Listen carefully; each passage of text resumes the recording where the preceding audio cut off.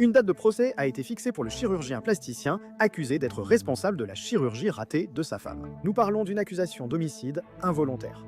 Nous allons examiner les derniers développements et arguments du tribunal, ainsi que les allégations passées de méfaits, pour vérifier si tout cela influencera son procès pénal. Et en fin de compte, nous essayons de découvrir ce qui se passait réellement dans ce cabinet. Bienvenue dans Sidebar, présenté par Law and Crime, je suis Jesse Weber. Évoquons Ben Brown, ancien chirurgien plasticien de Gulf Breeze, Floride, déjà abordé dans un précédent épisode de Sidebar. Je pense que c'était l'an dernier, mais il revient dans l'actualité et on reparle de lui, parce que la date de son procès pour homicide involontaire a été fixée. Le juge de la cour de circuit, Clifton Drake, du comté de Santa Rosa, l'a fixé au 4 mai. Maintenant, il est accusé d'homicide involontaire par négligence coupable. C'est un crime au 2e degré. D'après ce que nous comprenons, cela peut entraîner une peine de prison importante. Et cela signifie essentiellement qu'un accusé a tué quelqu'un par mépris téméraire pour la vie humaine ou en ignorant de façon imprudente les dangers inhérents à une certaine activité. C'est comme faire preuve d'indifférence. Alors, de quoi est-il exactement accusé? Il est responsable de la mort de sa femme, Hilary Ellington Brown, survenue le 28 novembre 2023 à 33 ans. Il n'a été arrêté que le 17 juin 2024. Donc, il y a eu cette enquête qui a duré un certain temps, les autorités ayant finalement conclu que Hilary est décédée après que Brown ait pratiqué une opération sur elle. Dans son cabinet Restore, il lui a fait des interventions esthétiques, révision de cicatrices, liposuction des bras, injection aux lèvres et au visage. Le 21 novembre, elle a été placée sous assistance respiratoire puis est décédée. Le principal problème est qu'un ordre restreint la licence médicale de Brown, émis par le département de la santé de Floride. Selon une déclaration de cause probable que nous aborderons, Brown n'était apparemment pas correctement enregistré pour cette intervention. Et sa femme Hilary, la victime, aurait participé à sa propre opération. Qu'il n'avait pas le matériel de sauvetage adéquat à disposition, qu'il a attendu avant d'appeler le 911, qu'il n'a pas commencé la réanimation cardio-pulmonaire à temps, qu'il n'a vraiment pas suivi les protocoles médicaux appropriés en faisant tout cela, en particulier lors de l'administration de sédatifs. Selon le rapport du département de la santé sur Brown, ce diplômé du département de chirurgie plastique de l'université de Georgetown.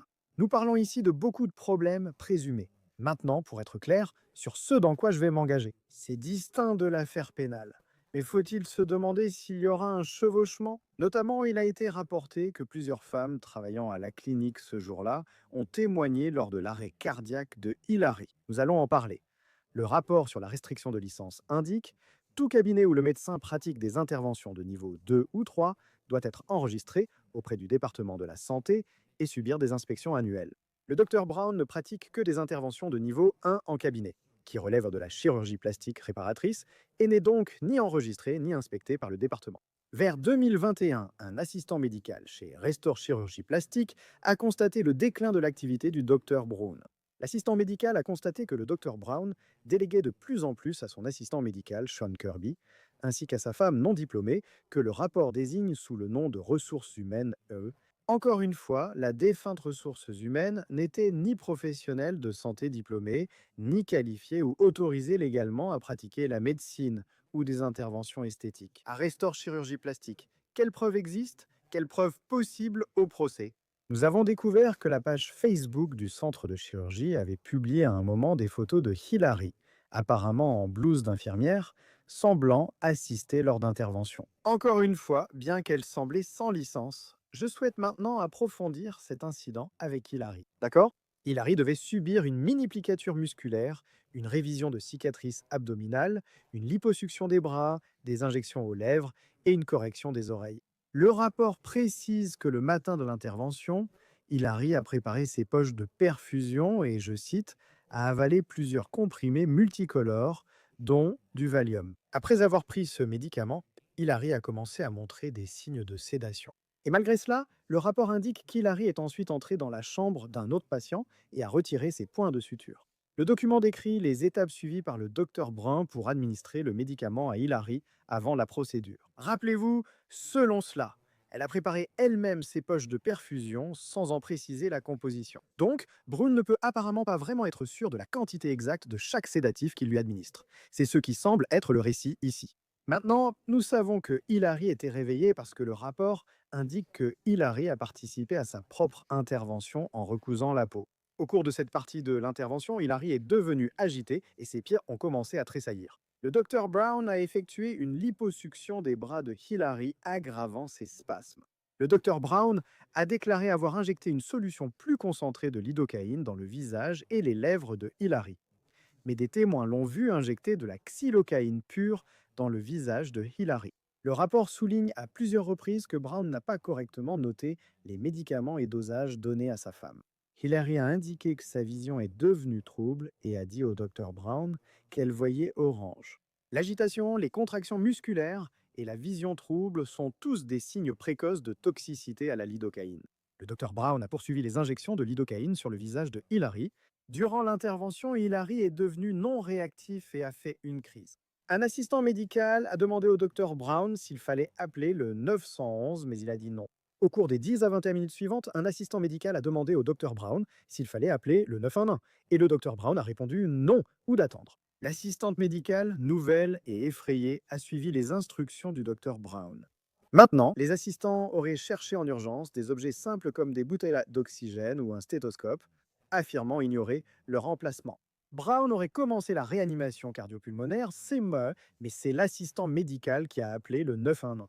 Hilary a été transporté d'urgence à l'hôpital, n'a jamais repris connaissance et est décédé le 28 novembre. Le rapport du département de la santé indique qu'un expert médical a jugé que le traitement de Hilary par le docteur Brown violait les normes de soins. La poursuite de la pratique, sans restriction du docteur Brown, en tant que médecin, présente un danger immédiat et grave pour la santé, le bien-être et la sécurité du public. Et le département a ordonné que la licence médicale de Benjamin Brown soit immédiatement restreinte en Floride.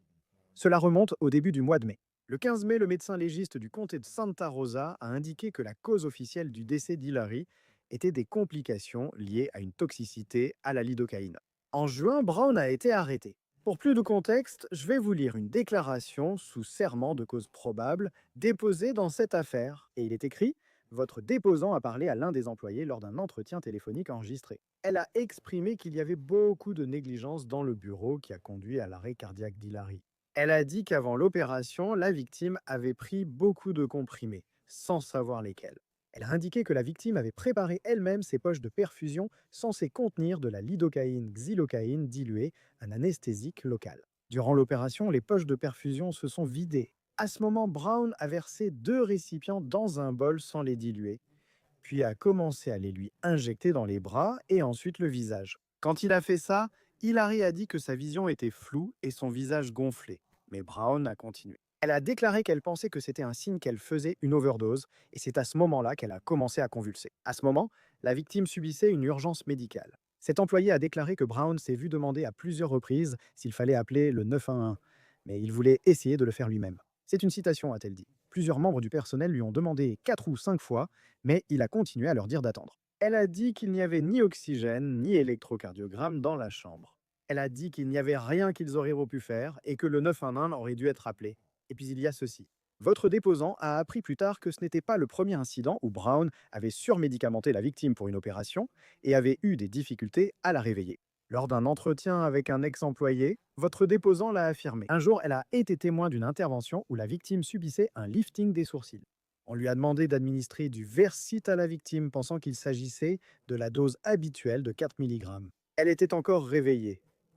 Brown et la victime ont alors conseillé d'en donner plus, ce qu'elle a fait. Elle a dit avoir peut-être donné une 3e dose, sans certitude.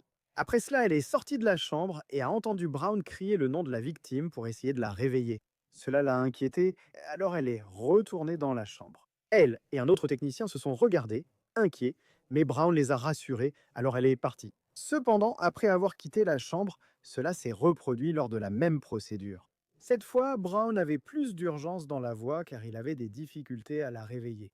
Cette technicienne a ajouté qu'auparavant, dans un autre environnement chirurgical où elle avait travaillé, elle n'avait jamais vu quelqu'un avoir autant de difficultés à être réveillé comme ce jour-là. Très bien, laissez-moi accueillir Alexis Rosenberg, avocat plaidant, avocat fédéral. C'est un plaisir de vous voir, merci beaucoup d'avoir pris le temps. Donc la date du procès a été fixée pour mai. C'est la grande nouvelle.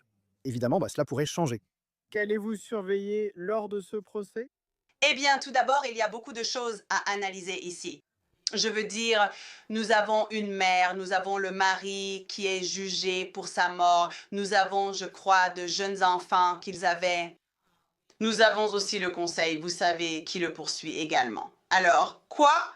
Voilà le truc. La négligence en elle-même, la simple négligence ordinaire, ce n'est pas criminel. Il n'y a pas d'acte criminel pour ça. Donc, ce dont nous parlons ici en Floride, c'est ce qu'ils appellent la négligence coupable. Certains États l'appellent homicide involontaire. Donc, c'est un mépris flagrant pour la sécurité ou la vie humaine. Donc, ce que vous allez examiner, c'est si ces actions dans cette affaire criminelle atteignent ce niveau-là. Maintenant, la norme pour le conseil d'agrément, qui d'ailleurs n'a pas officiellement révoqué sa licence. Donc, il va y avoir une procédure et audience administrative. Maintenant, il est probable qu'ils vont le faire parce que je pense vraiment qu'au niveau du conseil d'agrément, la norme a été respectée puisqu'il y avait d'autres problèmes qui s'étaient produits. Il y avait déjà une plainte contre lui, d'ailleurs avant que cela n'arrive, et cette plainte a été modifiée pour inclure ceci. Donc, ils vont devoir montrer aux avocats de l'État que cela dépassait la simple négligence. Et en passant en revue chacune des choses dont tu as parlé dans l'introduction, chacune d'entre elles, ce n'était pas simplement une seule erreur.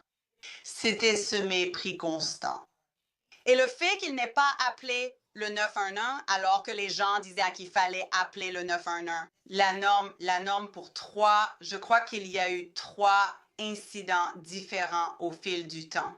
Il fallait qu'elle soit emmenée aux urgences à ce moment-là. Personne n'aurait dû rester lors de cette visite au cabinet à ce moment-là, en se basant sur ses convulsions, etc.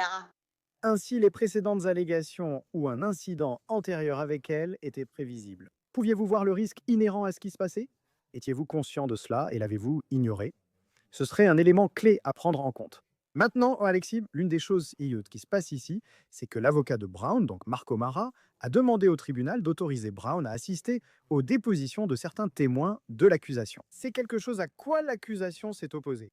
Mais il semble que la défense pense qu'en raison de ses antécédents médicaux, de sa formation, de son expérience, il pourrait peut-être aider à interroger ces témoins lors des dépositions. Est-ce étrange? Vous le voyez vraiment? Je veux dire, la requête indique qu'il y a plusieurs dépositions, y compris celle du médecin légiste, la docteure Deanna Olesk, et des médecins traitants à l'hôpital, au cours desquels certains faits médicaux et certaines opinions concernant la cause du décès et les questions liées à cette affaire seront discutées. Est-il habituel qu'un prévenu assiste à ces dépositions? Il ne questionnera pas les témoins, mais s'adressera à son avocat, notant peut-être des questions. Est-ce courant? Le tribunal l'autorisera-t-il? En général, le prévenu est autorisé à être présent lors des dépositions. La question est de savoir s'ils vont lui permettre de poser les questions puisqu'il est représenté par un avocat. Oui, peut-être sans interroger directement les témoins, mais peut-il être là? Et tu sais, je peux juste noter, demande ça, ça et ça. Il ne le dira peut-être pas directement, mais il peut, tu sais, encourager ses avocats à poser des questions.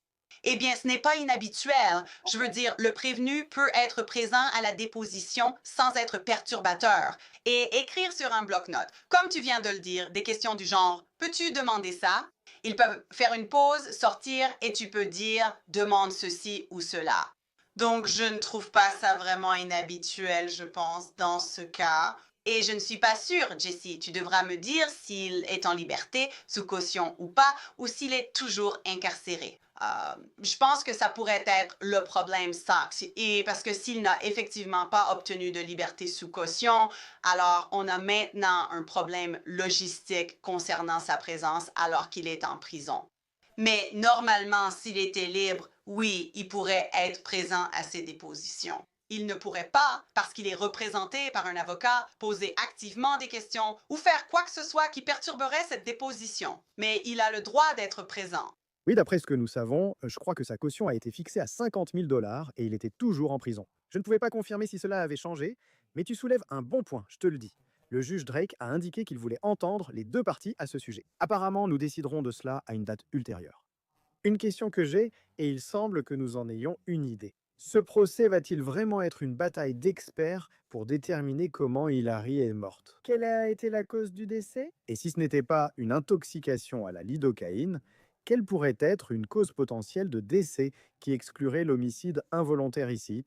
Donc, je pense que ce sera une combinaison. Il faudra aussi voir s'il respectait les normes de soins. Parce que, souvenez-vous, c'est qu'il a manifestement ignoré sa sécurité. Ce n'est pas une simple négligence. Alors, à quel niveau doit-on se placer? Les experts parlent de la norme de soins. Par exemple, si quelqu'un fait une crise lors d'un traitement ou d'une opération au cabinet, vous êtes censé appeler le 911. Vous êtes censé avoir l'électrocardiogramme. En tant qu'infirmière, vous devez avoir des liquides supplémentaires et vérifier la perfusion, par exemple. Donc, il s'agira d'un témoignage cumulatif sur ce que le protocole médical était censé être, comment il a ignoré ce protocole et comment cela a atteint ce niveau.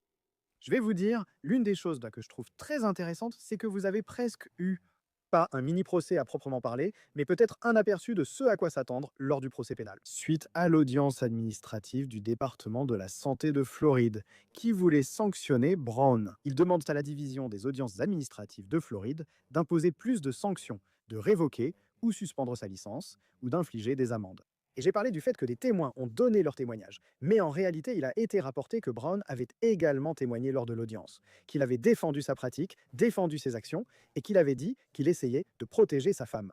La première chose à laquelle j'ai pensé, c'est d'accord, cela pourrait être un aperçu de lui témoignant et expliquant ce qui s'est passé. Maintenant, évidemment, c'est le choix de l'accusé, mais je me demande si c'est un cas où il pourrait décider de parler. Je dois témoigner et expliquer ce qui s'est passé ce jour-là. Il n'aura peut-être pas à le faire car nous avons cet autre témoignage devant la commission des licences. Il est important de se rappeler que la norme est bien plus basse. Et ce qu'ils examinent, ce n'est pas de savoir s'il s'agissait, vous savez, d'un homicide involontaire, mais ils cherchent à savoir, premièrement, était-il quoi? Ces actions représentaient-elles un danger pour le public? Et si cela a enfreint la norme exigée des médecins, cette norme est bien plus basse. C'est un point de vue différent de celui que nous adopterons. Bien que vous savez évidemment ce qui s'est passé repose sur les mêmes faits. Et d'ailleurs, nous pensons que cette audience administrative s'est terminée le mois dernier. On attend que le juge superviseur remette un résumé final au Conseil de la médecine de Floride. Ils devront décider du sort de la licence médicale de Brown. Vous avez aussi dit qu'il est très probable qu'il la perde. Mais il y a aussi eu des poursuites civiles. D'accord, donc. Deux procès pour faute médicale visaient le cabinet Restore Plastic Surgery de Brown. Un l'a désigné comme défendeur, selon États-Unis d'Amérique Today. Et je veux juste parler brièvement de ce procès intenté contre Brown. Hôpital Baptiste, chirurgie plastique Restore, chirurgien du nord de la Floride, chirurgien du nord de la Floride, chirurgie plastique de Pensacola. Et cela concerne une ancienne patiente de Brown nommée Wendy Cardin ainsi que son mari. Et selon le Daily Mail, Cardin affirme que Brown a utilisé, je cite, des matériaux étrangers lors d'une chirurgie reconstructive du sein après une mastectomie en 2018. Cela a provoqué une infection, une septicémie, des lésions nerveuses et des blessures impermanentes. L'affaire est toujours en cours. Il est rapporté que les parties n'ont pas pu parvenir à un accord lors de la médiation. Alexia, des réflexions sur ce type de procès? Et B, cela a-t-il un rôle dans l'affaire pénale? Et je pense que cela va jouer un rôle. Parce que, encore une fois, il faut montrer qu'il y a eu un mépris pour la sécurité des personnes. Et cela va montrer presque comme un schéma qui sont venus, qui ne suivaient pas les protocoles. Parce que tout cela va vraiment se résumer au protocole. Ce n'est pas qu'il a intentionnellement essayé de la tuer, ce n'est pas ce qu'ils allèguent. Ce n'est pas pour cela qu'il est jugé. Et je suis sûre qu'il est très triste que sa femme et la mère de ses enfants ne soient plus là. Donc cela va montrer qu'il ne suivait pas les protocoles appropriés, pas seulement ici. Ce n'était pas une simple négligence où il aurait commis une erreur, mais il avait simplement l'habitude de ne pas suivre ces protocoles. Et aussi, vous savez, avec ces deux procès, vous savez, cela pourrait potentiellement entrer en jeu. Parce qu'en Floride, en ce qui concerne votre licence, si vous avez un certain nombre de plaintes pour faute professionnelle contre vous, vous pouvez perdre votre licence rien que pour cela. Donc, vous savez si vous êtes reconnu responsable pour celle-ci. Je pense donc que cela va potentiellement jouer un rôle dans cette affaire aussi. Quand l'enquête a débuté, sa famille a publié un communiqué pour le défendre, évoquant les nombreux mythes et vérités diffusés en ligne et dans les médias. Ben, dévasté par la perte soudaine de sa femme Hilary, tente désespérément de poursuivre sa vie un jour, sans compter toute une vie, sans elle. Il disait que l'opération était mineure et courante. Citation. Nos vies ont été bouleversées à jamais par la perte d'Hilary et nous la garderons pour toujours dans nos cœurs. C'est ce qu'a déclaré la famille. L'autre aspect de la situation est le suivant. Marty Ellington, le père d'Hilary, a déclaré au Pensacola News Journal que sa fille est morte à cause d'un individu négligent. Son ego et son arrogance ont occulté le besoin d'aide, prolongeant la privation d'oxygène et causant sa mort. Ben Brown a pris la mère de mes petits-enfants. Ma fille unique est notre étoile la plus brillante. Maintenant, dans quelle mesure cela va-t-il aussi entrer en compte dans cette affaire, alors que vous avez des sentiments, des émotions et des récits apparemment contradictoires de la part des membres de la famille ici présents? Alexis. Eh bien, je veux dire, lors de la condamnation, cela entrerait en jeu. Ce n'est pas forcément quelque chose qui sera pris en compte pendant le procès. Et cela me semble être une réaction naturelle. Mais aussi, et je déteste blâmer la victime, mais d'après les allégations, cela semble être une pratique médicale très négligée selon ces accusations. Il semble aussi que l'épouse n'était pas totalement innocente, parce qu'il y a des allégations selon lesquelles elle prépare des poches intraveineuses, des allégations selon lesquelles elle injecte des gens sans licence, ce qui est déjà un acte criminel en soi. Et nous savons, vous voyez, qu'elle prend des poignées de comprimés. Donc ça, vraiment, pour moi, c'est négligent de sa part. Il aurait dû le faire et les dossiers ne sont pas correctement documentés. Donc vous voyez, nous ne savions pas. Personne ne sait vraiment exactement combien de comprimés, ni exactement ce qu'il y avait dans cette poche intraveineuse. La seule personne qui le sait, c'est la défunte. Donc je ne pense pas que ça va ressortir. Je pense que ce serait une mauvaise chose, vous savez, une mauvaise chose pour le procureur de l'État d'essayer de victimiser la victime. Mais aussi, c'est finalement sa responsabilité. Vous savez, c'était lui le médecin. C'était sa responsabilité de s'assurer que ce qu'il y avait dans la perfusion était correct. La dose de comprimés qu'elle prenait devait être correcte. Tout revient au médecin, peu importe comment on le voit. Et une autre chose, très rapidement, c'est quelque chose que nous avons évoqué dans notre épisode précédent de Sidebar à ce sujet, je veux juste le rappeler à nouveau. Ce n'étaient pas les premières accusations de prétendues fautes professionnelles médicales portées contre le Dr Brown. Le rapport du département de la santé mentionnait 2 autres incidents présumés. Je veux juste en parler. Donc, le premier concerne une patiente appelée BF, c'est une femme de 40 ans. Selon le rapport, elle a, je cite, rencontré le Dr Brown pour discuter d'un remplacement d'implant mammaire, d'une liposuction Tommy Tom et d'une injection de graisse dans ses lèvres. Lors de la consultation, le Dr Brown a conseillé à BF des injections de graisse dans les fesses, appelées lifting brésilien. BBL. La patiente BF refusait un BBL et a clairement indiqué qu'elle n'autorisait pas le Dr Brown à injecter de la graisse dans ses fesses. Malgré la décision de la patiente BF de ne pas recevoir de BBL, le Dr Brown a documenté avec précision dans les dossiers de la patiente BF qu'elle souhaitait avoir des injections de graisse dans les fesses pour améliorer le contour latéral de ses fesses. Le rapport précise qu'en plus des autres interventions, Brown a aussi réalisé un transfert de graisse, intervention non autorisée selon l'allégation. Elle affirme qu'à son retour pour une chirurgie de révision de cicatrice, Brown a confié l'intervention à cet assistant médical. J'ai mentionné plus tôt, Sean Kirby et BF ont qualifié la procédure de, je cite, pure torture. Il est écrit, je cite, ni M. Kirby ni les assistants ne portaient de masques chirurgicaux malgré la large plaie abdominale du patient BF. Selon BF, elle a fini par enlever son pansement pour découvrir qu'elle avait un trou profond dans l'estomac. BF a également affirmé que Hilary, qui selon l'accusation est une personne non agréée agissant comme un professionnel de santé, lui a fait une thérapie au laser lors d'une visite ultérieure. Le 14 février 2024, le département a interrogé la patiente BF. La patiente BF affirme que son corps est défiguré suite au traitement reçu du Dr Brown et de son équipe entre 2021 et 2023. L'autre plainte mentionnée concerne une femme appelée JH, une femme alors âgée de 55 ans. Encore une fois, le rapport indique que JH ne voulait pas de BBL. Pourtant, le médecin l'aurait tout de même pratiqué. Et le mois suivant, l'incision abdominale de JH se serait ouverte, a commencé à couler, puis elle est retournée au cabinet du Dr Brown pour un suivi. La patiente JH a confronté le Dr Brown sur ses fesses élargies. Le Dr Brown a répondu avoir fait un BBL et pensait, je cite, qu'elle adorerait. Brown aurait mis JH dans un vêtement de compression, puis l'a entouré autour de son abdomen qu'elle n'a pas pu retirer seule. De retour au cabinet, une assistante a retiré le vêtement et constaté une large nécrose cutanée sur l'abdomen de la patiente JH. Et la nécrose, c'est lorsque les cellules de votre corps, les tissus corporels, meurent. Donc c'est en gros comme la gangrène. Le docteur Brown a constaté la peau nécrosée de la patiente JH et recommandé son excision. Le docteur Brown a réalisé une incision abdominale d'environ 18 cm de long, 10 cm de large et 1 cm de profondeur. Le docteur Brown a tenté de resuturer la zone, mais les sutures se sont ouvertes. Le docteur Brown a traité la plaie ouverte de JH avec de l'acide acétique et de la gaze, puis l'a renvoyée chez elle. La plaie abdominale de la patiente JH reste ouverte. Le docteur Brown s'est effondré et a dit à la patiente JH que tout était un désastre. L'amie infirmière de la patiente l'a finalement conduite aux urgences.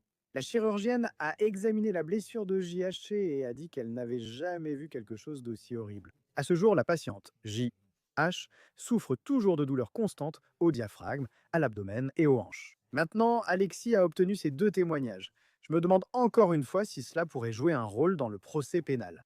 Et on se demande si cela aidera ou non l'accusation, parce que vous avez ces témoignages sur lesquels un avocat de la défense pourrait s'appuyer. S'il y avait un vrai problème, pourquoi reveniez-vous toujours? Pourquoi ne pas aller voir quelqu'un d'autre? Mais en même temps, vous savez, comment était-il censé savoir ce qui se passait? Je me demande vraiment, que pensez-vous de ces 2 témoignages? Eh bien, donc, je veux dire, très souvent, ce n'est pas inhabituel. Si vous avez un traitement et qu'il y a une sorte de complication, vous allez immédiatement retourner voir votre médecin et vous ne savez pas forcément tout de suite à quel point c'est grave ou même si c'est inhabituel.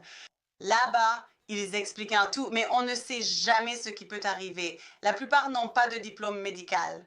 Donc oui, je veux dire, heureusement, elle a fini par y aller et par se rendre aux urgences et j'espère qu'elle a reçu un traitement, même si tu as dit qu'elle souffre encore. Ça, je veux dire, ça va clairement dans le sens de lui retirer définitivement sa licence. Tous ces facteurs, c'est sûr, je pense que la défense va vraiment tout faire pour empêcher que cela soit pris en compte.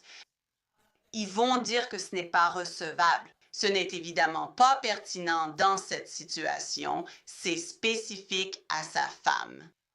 Et je ne suis pas sûre que cela soit nécessairement qu'ils en aient besoin. Je suis sûre que le procureur de l'État le souhaite, mais je ne suis pas certaine que ce soit vraiment nécessaire. Parce que les témoignages qui vont probablement être apportés par toutes ces infirmières qui semblent avoir été traumatisées par la situation permettront d'expliquer quels sont les protocoles.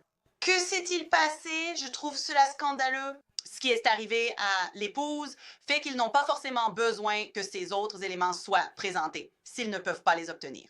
Oui, il pourrait dire que c'est trop préjudiciable ou non pertinent pour la situation. Nous voulions en parler car ce sont de nouvelles allégations. D'accord, continuons à suivre la situation.